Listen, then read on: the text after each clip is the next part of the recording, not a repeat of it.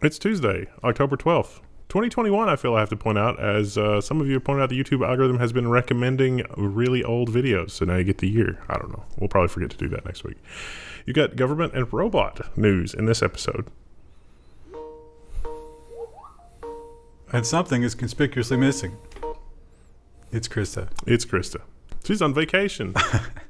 So let's start out with some existential dread, because this is only going to get worse. And maybe the worst possible thing about this is you might never know until the last moment. It's like heart disease and blood pressure. Yeah. You don't know. You don't know until it's too late. Till they come for you. Exclusive in Forbes. Government secretly orders Google to identify anyone who searched a sexual assault victim's name, address, and telephone number. Why not searching, didn't we learn from the Boston thing? It's like, we want to find anybody that searched for pressure cookers on the days leading up to the thing. And it's like, How to kidnap. Yeah, so this seems crazy, but after the story, there were some updates, and was it the EFF or the ACLU or somebody came along, and they're like, oh, hey, we've got some more examples. And one of them was a little bit worse. Yeah. But, it's the same kind of thing. The other one was explosives. Somebody tried to make explosives. Anybody who searched those kinds of terms, same kind of thing. Now, we're going to have another story later about some leaked text messages. And I know what you're thinking is like, oh, they couldn't possibly log everything that everybody searches for from now until the end of time. You just be thinking about that as we go through the news. We're going to set the tone. And let's think about, they're willing to do that, but will it actually change anything? Probably not. Probably not. You might catch, once in a while, you might catch more people than you would have otherwise, but you will just be stomping on the face of your citizenry, which is kind of what they're into. First on CNN, the Biden administration is going to convene 30 countries to crack down on ransomware threat. So it's like, we've identified 30 countries where a lot of ransomware comes from. We don't feel like that the police are doing an adequate job for that. So let's talk. And then, of course, if the talks break down, there will be sanctions. Don't worry. And this is not about, oh, hey, guys, let's get together and talk about what we should do to safeguard our own networks, maybe some guidelines we can hand out to people. How can we really do something positive here? No, this is more about expanding power. Yeah. Oh, yeah, it's the headline time. The U.S. to tell critical rail and air companies to report hacks and name cyber chiefs. So if you're a company and you have any kind of tangential relationship to infrastructure, you're going to have to name a cyber chief that is responsible for letting the government know when you've been compromised. And you have a window for how long you can tell them after you find out. I suppose you could cook the books a little bit and say when you found out was later than it was, but then you got to worry about a whistleblower, right? Yeah, that's already happened in a couple of notable cases. It's like, well, we weren't really completely sure that we were hacked. We weren't sure that it was just a misconfiguration or like just the background hum of the awfulness of the internet. It's pretty typical. I can't remember if I deleted the Elizabeth Warren story. Nope, I didn't. Yeah, it was more than 24 or more than 48 hours, but you got hacked. Warren bill gives 48 hours to report ransom payments. And so this is not the same thing that we were talking about in the air and rail bill. This is another thing. This is anybody that pays a ransomware, you have to report it. Yeah, the other one was just critical infrastructure. Yes. Although they'll expand that to be nearly everything. Yeah. Although I can definitely tell you the State Department is monitoring certain Bitcoin addresses, and they will call you. And like, why did you pay this money to Iran? Well, that is illegal. They've been. We didn't know the ransomware people were in Iran. They've been open about that. Yeah, they're going to probably cut that off at the Coinbase level, which is another story that we have later. Which effectively undermines the spirit of Bitcoin, doesn't it? It does. Wow, weird how that works. Now, last week we brought you a story about Stir Shaken, the new anti-robocall thing, and several stories pointed out had some loopholes. Oh. What is going on? Yeah, I'm getting Teams calls. All just crazy. Why is this happening? Oh, it's ridiculous. And a lot of people were like, hey, look at these loopholes. You could drive a truck through these, if not a mega yacht. What about this? And the FCC comes out this week and they're announcing this like, oh, look, we're going to do this really good thing. They're just cleaning up their mess here. Yeah. The FCC plans to rein in, quote unquote, gateway carriers that bring foreign robocalls to the U.S. So somebody has figured out, hey, wait a minute, we don't have these absurd long distance charges from international calls anymore. So all of a sudden, it's gone up dramatically. So Stir Shaken would actually factor in for this first, but there's still going to be loopholes. What is the meter on this robot measuring? His frustration level. It's high. It's dangerously high. It's about to go kill all humans. And a rare judge that still sees some kind of liberty happening online. They are so few and far between. But thankfully, because of this one, we will get maybe more access to things. Cloudflare does not have to cut off a copyright infringing website, a judge has ruled. This was amazing because the lawyers very deliberately knew that what they were arguing was stupid and not the words. Like the lawyers on the copyright cartel side, as always, are trying to reimagine what the words in the law mean to better suit their case. And the judge finally called them out on it and said, no, that's not what this is about. They're a common carrier. Stop that. It's like 3/4 of the way down. Chabria with 2 H's? Why would you put 2 H's in the name Chabria? Anyway, we talk a lot of smack about how nobody in the judiciary understands technology, but Chabria. Give props to Chabria. We got to get him to the Supreme Court ASAP. I think that's locked up for a little while. Who are you going to kill? Oh, and some bad news for Oracle. I'm sure this weighed heavily on you. Right? I laughed a little. Did you maybe miss a couple of meals because you just couldn't bring yourself to eat? I thought it was fun. Well, they didn't really rule on this. They were just like, really, why are you wasting our time? That was what the Supreme Court said. I think this effectively gets rid of it, right? Yeah. We're probably done. Yeah. Oracle, the JEDI contract thing that they appealed it all the way to the Supreme Court. And the Supreme Court said, this is moot. We don't need to hear this because the contract has already gone away. Why are you wasting everybody's time? Yeah, JEDI's been gone for, 3 or 4 months now? 4 or 5 maybe? Why do you want us to rule on this? Like, to me, that Oracle pressed forth with this, they knew that it was wasting everybody's time. Their goal was not to, right some injustice. It was to send a message that if you don't give us money in the future, we're going to tie your contract up in court from now until the end of time, regardless of whatever rules you might have in place, regardless of how good we might do it. Although the Oracle Cloud, actually, I've had a few reports that the performance in the Oracle Cloud is actually pretty good. Does that excuse this? No. Remember when George W. Bush campaigned and won on a platform of tort reform? I remember that. I remember that too.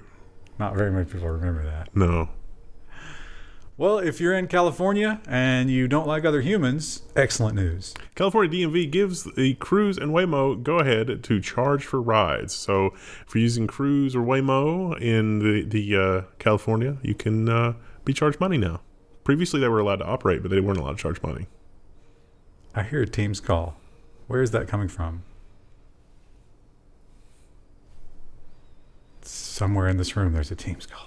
I think it was down the hall. I probably just need to close the door. Oh, okay. So yeah, that'll be cool. Did you mention the one company gets to do a much larger area and 65 miles an hour? The other company only gets to do 35 miles an hour. Well, the other one, I thought it was like a highway in city. So I could see like you wouldn't want to drive more than 35 in San Francisco anyway. I would want to. Well, this is about the crypto stuff. So obviously, cryptocurrency leads to ransomware, leads to angry governments and so forth. What are you going to do about it? Are you going to improve your network security? No, of course not. No, you attack business. Yeah, the U.S. DOJ is asking cryptocurrency exchanges like Coinbase to block transactions to known, malware, ransomware, Bitcoin addresses. And they probably will, because I think Coinbase just kind of lives in terror. Yeah. Because they're the ones trying to do it the right way. As right as they possibly can. And it's a minefield. They don't know what to do. It really is. And the other big thing this week is, Biden, as we mentioned earlier, he's really, really doubling down on this whole chip thing. And he thinks that he can legislate his way out of that like he tries to do with everything else. So we're going to make rules for other countries. And they say, you know what? We don't have to do that.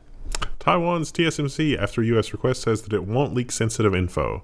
So, like you were saying, it's this White House request. Like, how many chips are you making for whatever? It's all the saber rattling from our auto industry. And unions. Who needs those unions? And TSMC has said we're gonna comply with the White House's request, but don't worry, we're not gonna leak sensitive info because TSMC has a lot of customers that compete with one another. Well, they kind of tiptoed around it, but I think in the end, what they said was we will not comply if it is your, secret information. We'll never give it up. And they said they'd be willing to come to the table and talk about some way to deal with the shortage, but they didn't say anything about giving up data. Yeah, because that would be suicidal. Yeah. In a business sense. Yeah. And the UK, they're having their own plan with the cyber attacks. This one is decidedly more, I don't know. I feel like you might get more done here. Archduke Ferdinand. But you also open up abuse. The ability for the people to abuse this is going to be really high. The UK plans to invest £5 billion in retaliatory cyber attacks. So, hey, your ransomware people, are you targeting a bunch of UK businesses? Well, guess what? The Crown is coming after you, and they're going to encrypt your stuff in retaliation. This is the digital version of, what do they call it, the Samson Doctrine or Project Samson or whatever? Yeah. I was thinking more like this is the thing that led to World War I, but, it's fine. Oh, you think they'll false flag this? Yeah. The Cuban Missile Crisis. Oh, I know. World War I was the assassination. Well, no, I don't understand the correlation. Who's Ferdinand in this? Ferdinand is the one that died. The random shooter will be the UK, and Archduke Ferdinand will be like Russia's gas and pipeline industry. Okay. That's a good question. Now, when you retaliate, can you go after something that might cause loss of life? There's been a lot of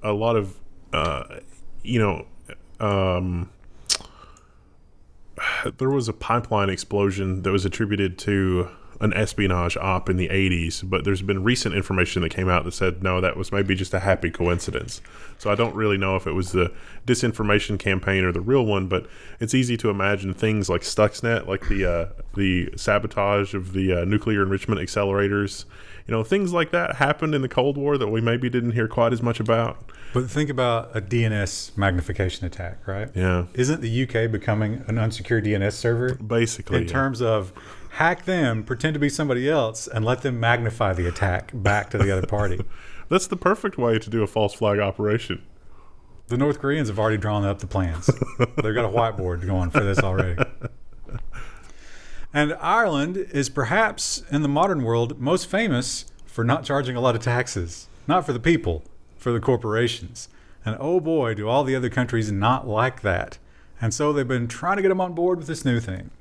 Ireland has signed on to a global deal seeking to curb tax avoidance. Okay.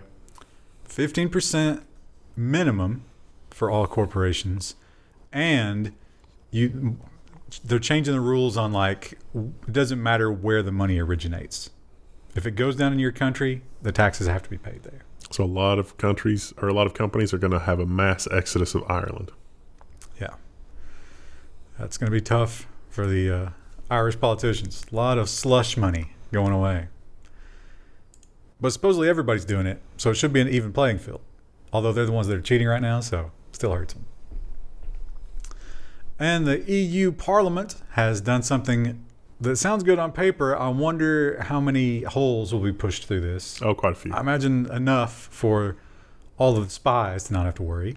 European Parliament calls for a ban on facial recognition in large print. In small print, it says the non-binding resolution also asks for AI-based predictive policing ban. Womp womp. It's not binding. Now, my experience with law enforcement is if you just give them a non-binding suggestion, they will always follow it. And they'll never take the shortcut. Oh, absolutely. So we totally won't have all these hilarious recordings on YouTube of police saying, how can we incriminate this perp? I just watched one of those earlier today. Yeah. Where a guy was, was one of these guys, and I admit this has to be super annoying, who goes and films them no matter what they're doing. And they took his camera, but it was still on. They didn't realize it, and they were cooking up, all right, what are we going to charge him with? Yeah. Was that the protester guy? That's the one that I saw. They were literally that was we probably saw it from the same place. Yeah. It's just like, oh my gosh, it's so infuriating because it's like, this should not be happening. We know that one of the big narratives these days is that X is hacking us. X is interfering with our elections. X is trying to turn the people against one another. And if you don't pay a lot of attention to international news, you might think that, it's like, oh, it's Russia that's always doing it. But you have to understand, Russia is running these same headlines. You just replaced the country. And if your government is smart and somewhat evil, they can really weaponize this. Singapore passes a foreign intelligence law allowing authorities to block internet content. Experts have raised alarm that the bill is a tool to crush dissent, with the media watchdog saying it carries the seeds of the worst totalitarian leanings. Oh, I would say that's pretty accurate. Yep. So if for any reason they decide to put you on this list and say that you are you're trying to spread foreign dissent among the people, then they can just turn it off. It's just not credible that the boots on the ground police would go to all this trouble to frame just a guy who's protesting and not doing anything else. That seems crazy. And yet, here we are. The Ukrainians have made themselves an arrest, and we suspect heavily that this is some sort of hacker, probably a ransomware person, but we don't know exactly who they worked for. Ukrainian cops cuffed two over $150 million ransomware gang allegations and seized $1.3 million in cryptocurrency. So they were able to track down some ransomware operators. But don't forget, it's kind of a hierarchy. Don't know if these were high-level operators or low-level operators. I think low, because one of them had, like the hardware and stuff, and was actually doing it. The other guy was just one of the mules that gets the money out of the ATMs and stuff. So I don't think these were high level. I don't think the boss would be with the mule. They've got an awful lot of money for the low-level people. Well, it's pretty easy to do, right? Yeah. Software as a service. As we'll learn later, there is some degradation of the rank and file. So some of those organizations may be breaking down a little bit because there is so much money. I gotta say, I cannot keep track of the antitrust regulatory crackdowns on Apple, Google, Facebook. Like, they just come so often and from so many directions. I thought, do we not already see this one? I guess this is new. This one's new. Exclusive in Reuters. Apple is going to face EU antitrust charges over NFC chip, according to sources. This has to do with the near-field payment system. Some documents have come to light that suggests that Apple intends for the near-field payment stuff to lock you into the Apple ecosystem, and that is a sort of a fundamental problem. The documentation, if the article is to be believed, it doesn't really look good for Apple because there's a lot of language in there that's like, did you go to law school to learn about antitrust? And you shouldn't put this in documents when you say things like, we're going to force people to use this, and if they switch to another carrier, it's going to be painful because you can't move all of your payments and stuff over. They really do. You know what? We should start a consulting team and go in to coach them, to go into the giant tech companies. But the only thing that we're training them in is anti-hubris. Yeah. It's like, you have to learn that you are not some kind of god because you have $1 billion. You have to still act like a human being, and we will help you with that. There was another one of those police training videos where it was like, when you go to a perp's door and you don't have a warrant and they only open the door a little bit, be nice to them, and at the end go to shake their hand, and if they open the door to shake your hand, you knock the door open and yank them out. And then there wasn't anybody at the door to stop you from going in. And it's like, wow, that's actually like legal. And they're like, yeah, most of the time that passes fine because then it's just your word against theirs. And it's like, what is going on? It would be like that. You talk through the door, you never open it. And every time you speak, you move in case there's a bullet coming through that door. Pro tip. Pro home defense tip. Now, this one we have seen before. Absolutely. But just change some of the names. Dutch watchdog finds that Apple Store payment rules are anti-competitive. This is the EU piling on the blood in the water from the Epic case. So Epic may never get to taste the delicious fruit of their labors, but companies the world over are going to enjoy some of the result from Apple. Because Epic's argument is basically, we have customers, we want to sell customers a thing on their phone, and Apple is interfering with that business transaction. And when you frame it like that, that is sort of fundamentally like the capitalist way of dealing with that. And so that's what the Dutch are saying here is like, well, Apple, doesn't have a right to grift on that transaction because they haven't really contributed meaningfully to it. And Apple says, you're in our garden. Yeah. We'll do what we want. You don't own your phone. You're renting it from us. Do you know who I am? Japan has been somewhat late to this bandwagon, but they have also of late really been stepping it up. Apple and Google are under antitrust scrutiny in Japan for their mobile OS. People in Japan are starting to notice, hey, wait a minute, isn't this just a handheld computer? Why can't I put my own arbitrary software on this? And Japan, I don't remember the stat, but Japan was overwhelmingly iPhones, which I found surprising. 70%. I guess that's pretty much what it is here too, right? Yeah, well, it's like, I don't know. Some places it seems like it's 60-40. Some places seems like it's 70-30. And some places seems like it's 70-30 the other way. Well, in Japan, they love the iPhones, but they don't love being locked in quite so much. So they're going to take a look at that. In Africa, we have seen a lot of big tech companies, surely. Remember Facebook? Go into Africa and be like, oh, we love you. Let us give you infrastructure and build all this stuff for you and do all these wonderful things. You just have to register with our thing. And the Africans, in their defense, were always like, nah, I don't think so. We know your game. We don't want it. But somehow the Chinese have a silver tongue when they get in there. And the Africans are just like, yep, take whatever you got. Africa internet riches have been plundered, contested by a Chinese broker. So this has to do with their IPv4 addresses. And I was surprised by that a little bit because a lot of these African countries, their infrastructure is growing and they need their IPv4 addresses to grow their infrastructure, so they say.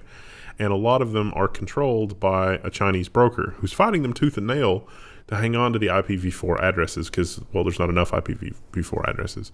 But I think since Africa wasn't really connected before, I don't understand why they would want a lot of new IPv4 addresses. They should just go straight IPv6 and be fine, unless it's just older equipment that's powering their infrastructure or something. I don't know if it's necessarily that they need their IPv4 addresses. I think it's more about like, hey, those are ours.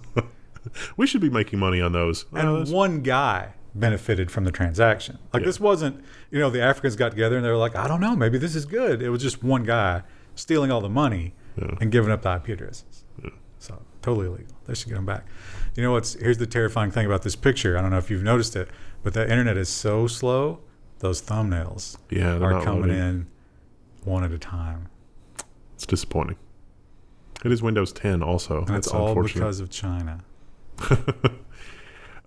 Maybe they're happy to have other people use their IP addresses, but just collect the money. You're crapping on them for Windows 10. It came out on October the 4th. They don't have enough bandwidth to download thumbnails, and you want them to be ahead of the curve on their operating system update? I was hoping it for Linux, not Windows 11. Okay, I see what you're saying. We've seen several countries embrace cryptocurrencies. What was the volcano one? Is that Ecuador? Ecuador. They did their thing. I don't know if people ever got their money in Ecuador, did they? El Salvador. Oh, that was El Salvador, right, yeah. And a couple other places have kind of embraced it. Some of these smaller countries that have been economically hit in the past are seeing this as maybe like a way out or whatever.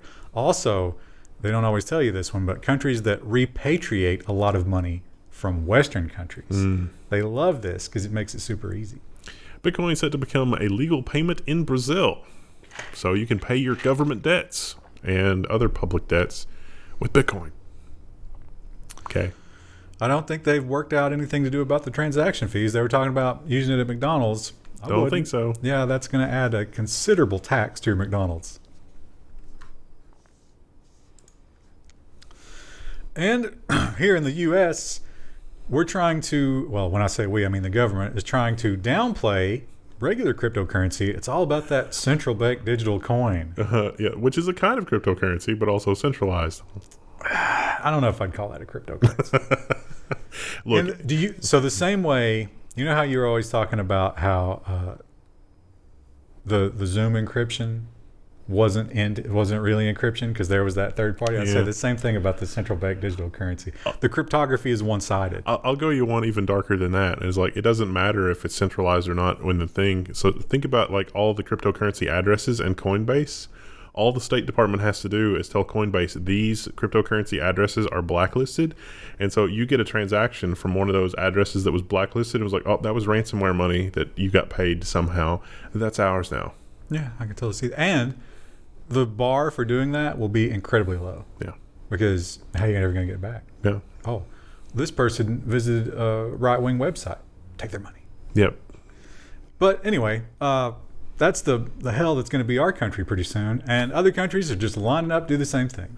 New Zealand exploring possibility of issuing a digital currency. It's going to have all of the bad things about regular currency and all of the worst things about digital currency all rolled into one. Did you see that great clip from there? I don't know what her title is. Is she a prime minister? I don't know. But she literally, I mean, you know, without thinking it through, I imagine, she was talking about the thing, you know, and she said, please, you can only get your information from us, from me. Ignore all other sources of information. I'm paraphrasing a little bit, but not much at all. She basically said, don't trust anybody except the government. We will care for all of your information needs. She had the tone of, we're going to give you lots of money to take care of you, but we can ensure that welfare recipients only, you know, will have such a level of control that you can only buy one thing of detergent a week and, you know, one thing of soda and one thing of this, and we will control your spending down to the nth degree because we can track every single transaction to the most minute detail automatically and at a country level. I remember they tried that in another country. A lot of people died. Yeah, it's unfortunate. Well, India has some new payment rules that are going down. It has to do with recurring subscriptions, and it's probably a good thing because I think they were getting a lot of scams with that. That is a really common scam, is to get you signed up and to hit you over and over. But I think this is where the government of India and then the tech sector aren't really, the gears aren't meshing. They're not together the way that they should be. A lot of metal filings in the bottom of the casing. Yeah, oh, grinding sounds. Tech giants brace for impact as India and in India as new payments rule goes into effect. So this is Apple, Google, and a bunch of other giant tech companies. This is a deadline that was pushed back from March of 2021. And basically anything that's more than about $67 US as a recurring payment, which seems like a lot, has to have sort of a pre-warning that is sent in text message or email, whatever the user's preference is, ahead of time to approve, because they may not realize that that's recurring. I thought this had to do with the Apple App Store thing, because it's pretty common in the App Store if you've got a kids game where it's like, oh, you can, you know, pay $1 to get something, but it turns out that that's $1 recurring subscription to get bubbles or whatever in the kids game. That's a really common scam. Yeah, I remember the SMS thing we talked about last week where you weren't even sure it was happening. Your SMS was getting hijacked and it was signing you up for like dog facts for $35 a month. Yeah. And it turns out this doesn't address any of that. This is just the high dollar values. And for some reason, the tech companies are fighting against this, which is weird because it's almost like they're perpetuating the scam. Well, I think it's just because they don't want to deal with it. Yeah. I mean, it's going to break things and it's going to be annoying. The man hours that you're going to have help desk for that. Yeah. It'd be crazy. Well, moving on to the robot section. Of course, we all know about the labor shortage.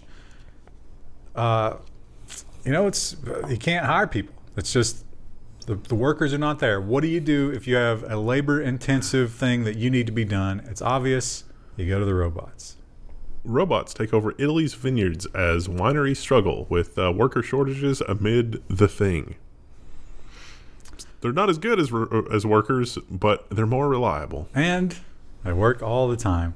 So I think this one is collecting the grapes. They did have a really cool machine. Of course, this is Wall Street Journal, so it wasn't here. The one I found was like a industry rag for vineyards. And they had this amazing thing. It's like this big like closet on wheels with a door, and you put it over your plants and close it all up, and it UVs them for powdery mildew. Huh. Powdery mildew, apparently a big problem with the grapes. And I'll take care of it. Wow. Just a portable. I can't imagine that it's got to be a lot of electricity cost, right? And it can't be battery powered. It's probably not an insane amount of electricity cost compared to the value of the wine. It's probably true. Yeah. So, when you crack open a bottle, thank the robots. Thank your Alexa next time that you're drinking wine. This one was kind of a non-story because it says new tools. I didn't get that there were any actual new tools, right? So I think more pictures. Well, I think this is a little bit clickbait, but I think this is also in response to Clearview AI, some of the stuff that they've they've said recently. So. Yeah, he was bragging. Yeah. Clearview constantly does this. Yeah. Where they go out and brag about the most dystopian, horrifying things that they can. I think that they feel like they have to do that or they're not going to survive. Like they're so on the ropes right now that they have to, get some kind of a buy-in from law enforcement. It's like, look, we've got the most dystopian Black Mirror thing you can imagine. Just give us some money. And it's like, oh, yeah, we'll protect you guys. Don't worry. Well, they do have that. Clearview AI has new tools to identify you in photos. This isn't, and so what we're saying is we don't really think that there's anything new here. We think that they're just doubling down on what they're saying publicly. So they're coming out and saying, no, this is what we're going to do. And not only are we going to continue to scan social media because of the whole LinkedIn ruling, which is just scraping public data, we're going to scrape public data from literally everywhere and put it in our database. And there's nothing you can do to stop us. The team's just back to hear it. Oh, yeah. What the hell? It's over there somewhere. So, yeah, 10 billion photos. There's not that many people on Earth, is there? There's some duplicates in there. More than a few. It's just a shocking amount. Now, if you think back a couple of years ago where we had a spate of headlines where it was like states banning Clearview AI from scraping and stuff like that. And we were like, yeah, I wonder how long it'll take them to step that back up into full production mode. About 3 months. So, yeah, they've been there for a while. And he's bragging about all the stuff they could do. They did the reporter at the thing, ran him through 37 matches. Yeah. Incredible. If his picture probably is in the paper more than other people because he's a reporter. It did talk a little bit about false positives also, because I think some of the results from that were some other random person that looked kind of similar. Yeah. And then that person goes to prison. Yeah, which has happened several times. Well, here's a crazy headline, and I think if you read between the lines on this one, it's more about controlling them than doing anything good for the people. But all the talking points are about doing good things for the people. Chinese AI gets ethical guidelines for the first time, aligning with Beijing's goal of reining in big tech. So the goal here, if you don't read it as having any kind of ulterior motive or anything like that, this is actually a reasonable document. So they sum it up as make sure that artificial intelligence is always under the control of humans. Seems reasonable. Was this the one where I think they had 6, it was like the Asimov 6 rules, but the South China Morning Post never itemized them anywhere. There was another article I read on this, and one of the 6 was basically don't exploit expectations that people have for commercial gain, or don't exploit, if someone has an expectation of privacy or moral security or whatever, don't exploit that with AI for commercial gain. Wouldn't Clearview? Clearview absolutely would run afoul of that. Absolutely in violation of that. Now, if they actually enforce that, would that be a crazy world where China has more stringent, user protections than the U.S.? Yeah, it would certainly. Facebook would be in trouble, and we'll talk about that in the business section. And Clearview would be in trouble, and a lot of the other law enforcement things would be in trouble. But it seems like some of China's own use of that internally would also run afoul of their own guidelines. Oh, I'm sure the Communist Party would be completely excused from all this, right? Because they're doing this stuff. Well, yeah. What about because they got the cameras everywhere. Yeah. How does that mesh with? So the guy that was getting a ticket for the walking gate thing, or that smoking? That would not be okay with their own rules. I think they'd be okay with it. Well, obviously they are okay with it. Movies in space. Tom Cruise desperately wanted to be the first, but he won't be.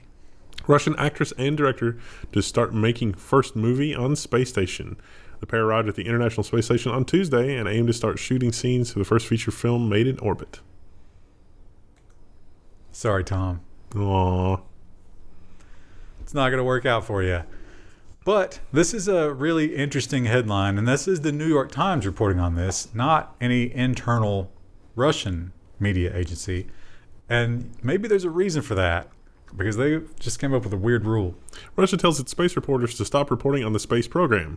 Will this affect the coverage of Roscosmos? And it for sure will. So Putin basically handed this order down himself and was like, we are going to have some news from the state news agency, but we don't want any reporting from independent reporters. And so everybody was like, okay. So they do it. Ars Technica, thank you, did give us some bullet points.